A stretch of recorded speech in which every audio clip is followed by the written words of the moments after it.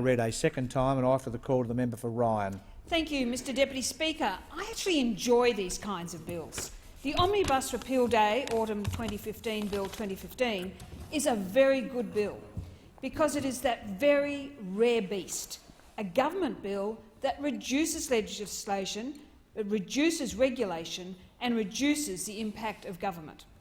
It is fair to say that this bill accomplishes something at which governments are generally not very good. It actually reduces red tape. It is equally fair to say that cutting red tape was something the former Labor government was particularly poor at.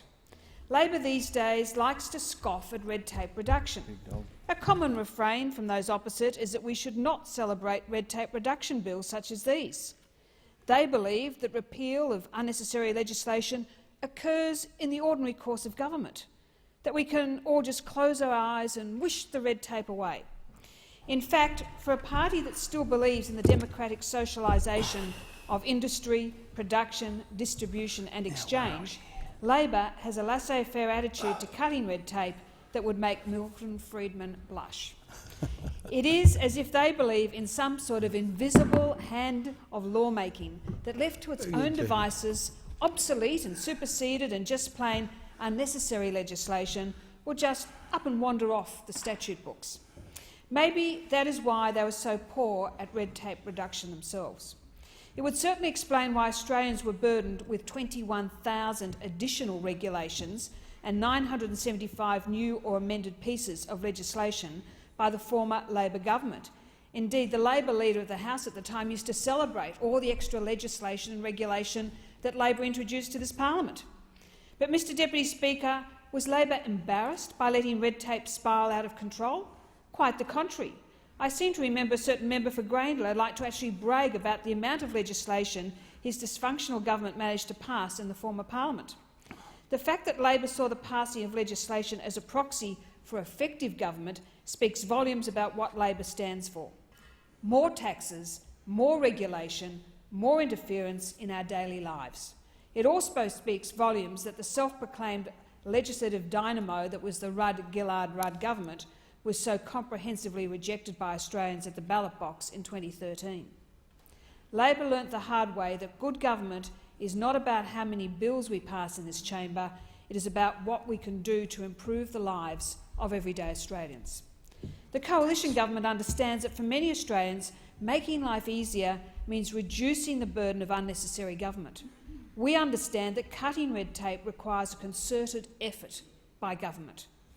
Labor and government talked a good game on red tape reduction, but the difference between Labor and the coalition is that when we talk about red tape reduction, we mean it and we deliver.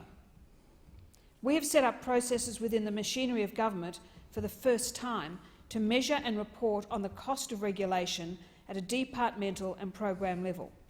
This process has allowed us to determine that the cost of Commonwealth regulation under Labor was a staggering $65 billion, which is 4.2% of GDP. In response, the coalition government has made a clear commitment to reducing the burden of unnecessary red tape by $1 billion per annum, $1 billion. And we have not only met that commitment, we have exceeded it. Since September 2013, the government has announced measures resulting in a total deregulatory saving of $2.45 billion. And more than $1.5 billion of these savings have already been realised. Under the coalition government, red tape reduction is not just an abstract concept, it is achieving real benefits for Australians. Some of these benefits are readily apparent. Frequent flyers will already have noticed the relaxation of some restrictions on the in-flight use of personal electronic devices. The Civil Aviation Safety Authority has issued guidance to allow for the expanded use of such devices in all phases of flight, provided the operator can ensure the aircraft is operated safely. In addition to the obvious personal productivity improvement to passengers, the Department of Infrastructure and Regional Development has estimated that this will actually reduce compliance costs by $17.7 million per annum. For mobile phone users, legislative amendments have been made that introduce newer, lower-cost ways of verifying the identity of consumers purchasing prepaid mobile phones. As well as saving $6.2 million per annum in compliance costs, this change means more convenience and greater flexibility for consumers. The many thousands of students living in my electorate of Ryan are already seeing the benefits of improvements made by the Department of Human Services to the functionality of their website. The change means students are now able to advise of multiple changes to their study details in one transaction online, instead of having to contact a call centre or attend a service centre. This delivers a saving of $2.7 million per annum in avoided compliance costs. Similar changes have been made for users on the MyGov website. Increased online functionality has been added that now allows customers to update their details in one place rather than having to contact multiple agencies on multiple websites. This will save a further $5.4 million annually. But, Mr Deputy Speaker, red tape is commonly a hidden cost. Consumers won't necessarily see the benefit, but they will feel it in their wallets when businesses pass on the savings from reduced compliance costs. A great example is the announcement last year of the removal of a requirement for heavy vehicle operators of B-double trucks to fit additional spray suppression devices. The devices were intended to absorb the spray from tyres to reduce the impact on other motorists, but have been shown to provide no additional safety benefit. Removal of the requirement to install them will save bulk transport operators $8.3 million per annum, with anticipated flow-through savings to distributors, retailers and consumers. As a former business owner myself, I can attest to the time required to meet regulatory and compliance requirements. Particularly for small business owners, this is time that is taken away from being able to serve clients and customers, or worse and more commonly, taken away from personal time with friends and family.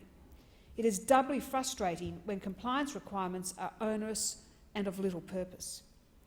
For home care service providers under the Home Care program, changes have been made that reduce the number of reports needing to be lodged with the Department of Social Services.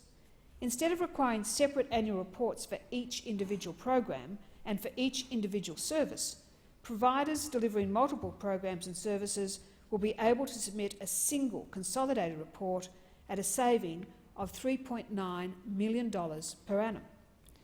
Mr Deputy Speaker, this bill is the third such bill the Coalition Government has introduced in this place, and it continues our commitment and established record of eliminating unnecessary regulatory burdens, reduce compliance costs and improve the clarity of Commonwealth laws. In the agriculture portfolio, a total of 7 redundant acts will be repealed, as well as the enabling section of another act that will formally abolish the Australian Landcare Council after its functions were transferred to the National Landcare Advisory Committee in 2014. The environment portfolio will see the amendment of legislation to abolish redundant committees and to remove inconsistent references and duplication of functions. Parts of the Social Security Act 1991 will be repealed to remove reference to schemes no longer in operation and to remove spent indexation provisions. And in Treasury, 5 inoperative acts have been identified that expand the volume of the law without achieving any policy goal. They will therefore be repealed. Mr Deputy Speaker, I am proud to be part of a government that takes red tape reduction seriously. Along with the changes outlined in this bill, portfolio ministers have also announced a suite of additional red tape reduction measures.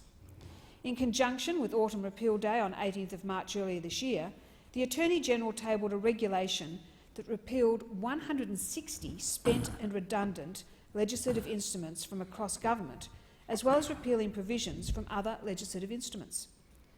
The Minister for Immigration and Border Protection also released the government's response to the independent review into the integrity of the 457 visa program. Reforms will streamline the process of sponsorship, nomination and visa applications, as well as reduce time and costs to businesses by reforming sponsorship requirements. The sponsorship approval period will be extended from 12 to 18 months, and greater flexibility will be provided in relation to English language requirements. In total, the changes will result in an estimated annual saving of $29.9 million. In social services, important changes were made to reporting requirements under the Disability Employment Services Employment Pathway Plan. Update requirements will be changed from quarterly to twice annually, and or when a change in circumstances occurs, whichever is sooner. Mr Deputy Speaker, cutting red tape does not come by accident. It is only by the concerted effort of government that red tape can be reduced for the benefit of all Australians, and it is only this coalition government that can be trusted to take decisive action in this important area of public policy. I therefore commend the bill to the House.